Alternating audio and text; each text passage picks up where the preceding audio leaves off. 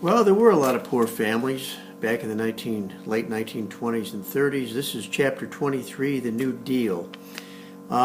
President Hoover would win the 1928 election for president against L. Smith, and immediately things started going downhill. There were many causes for the Depression: falling demand, overproduction of things like automobiles, high tariffs, agricultural overproduction, so the price of crops dropped and farmers made less money, and borrowing on margin. A lot of people bought stock and borrowed the money to buy the stock. The stock went down and they refused to pay it back. So we had Black Tuesday. $14 billion in money was lost in the stock market that day in October of 1929.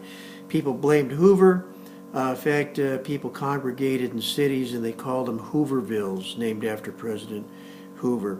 1932, President Roosevelt, Franklin Roosevelt, governor from New York, would run against Hoover and won a landslide victory, 472 to 59.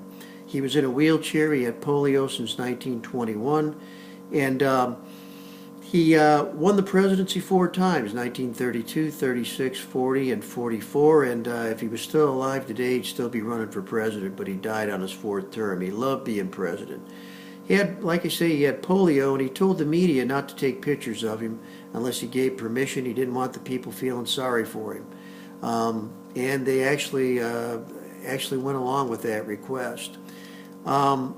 He had a miserable marriage, though. Him and Eleanor didn't get along. He was caught cheating on his wife early on, and after that time they stayed married, but never had any closeness after that. He picked the first woman ever to be in his cabinet. Frances Perkins was a Secretary of Labor. Once he got in office, he would address the American people in radio talks weekly called Fireside Chats. And he closed all the banks once he got in office, a bank holiday, I guess they called it, and they went through all the receipts the government did to make sure that the books balanced, or they closed down the banks. And a lot of people were alarmed by that, but he told them not to worry, their money's going to be safe. The first 100 days, many new programs were passed through the Democratic Congress: the AAA, the Agricultural Adjustment Act, to limit farm production, the SEC to oversee the stock market. The CCC was a works program for poor young men who were disadvantaged from poor families. They made $41 a month. They planted 3 billion trees and did work on bridges and roads and schools. The TVA would create lakes and electricity and dams, flood relief for Tennessee and surrounding states. The FDIC would guarantee your money in the bank up to $2,500, and of course that number is higher now. Many farmers had a tough time during this time too, because we had the Dust Bowl. It didn't rain for a 10-year period in North Texas, Oklahoma, Kansas, Missouri, Nebraska, and some of these people moved westward to California to work in the fruit farms. The Grapes of Wrath was a good example of a book written by John Steinbeck that's based on this idea. Some people didn't think that Roosevelt went far enough to help the poor. One of those guys was Huey Long, a senator and former governor from Louisiana, and he had an idea called Share Our Wealth. He felt that anybody who made more than $1 million a year ought to pay back the rest of that money, the surplus, to the government, and they should distribute it to the poor people. Long was going to run for president in 1936, but as he was walking through the Capitol in Baton Rouge, he was assassinated at that time, and that was the end of his not only political career but life.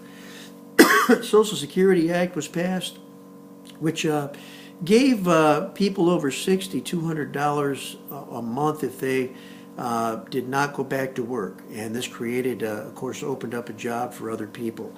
The Wagner Act was passed to allow unions to organize, and workers could have collective bargaining with their employers.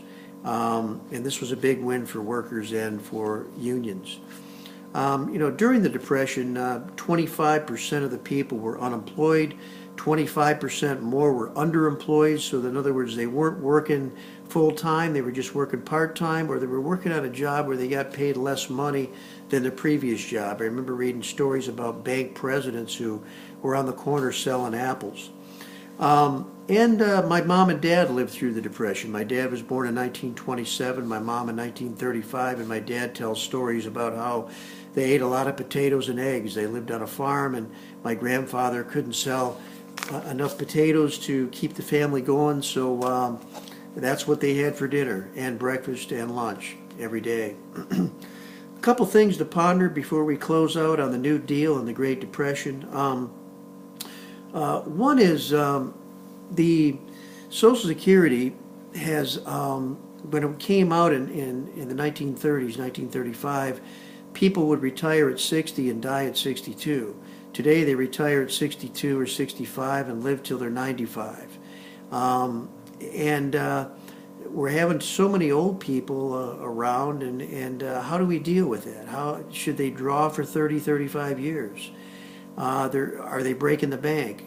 Where they've raised the age for myself, 66 years and I think 2 months before I can retire and get on Social Security. Do we keep raising the age for your generation?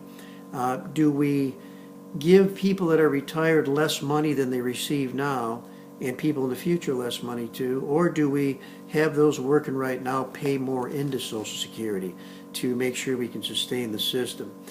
Another question to ponder: can we have another depression? And if we do, what can we do ahead of time to protect ourselves? We've all seen the, buy gold and hoard water and food just in case. What would you do if you saw a depression coming? And lastly, should we have a share of the wealth program? Should the wealthy in this country pay more than they do? We already have a progressive income tax where the people that make very little pay little taxes, and people that make a lot pay 39.3% or something like that. Should we have a more of a progressive tax? Should we confiscate money over $1 million or $10 million or $20 million? Bill Gates is worth about $80 billion as we speak. Is that just too much, or is that the way free enterprise and capitalism works? Something to think about.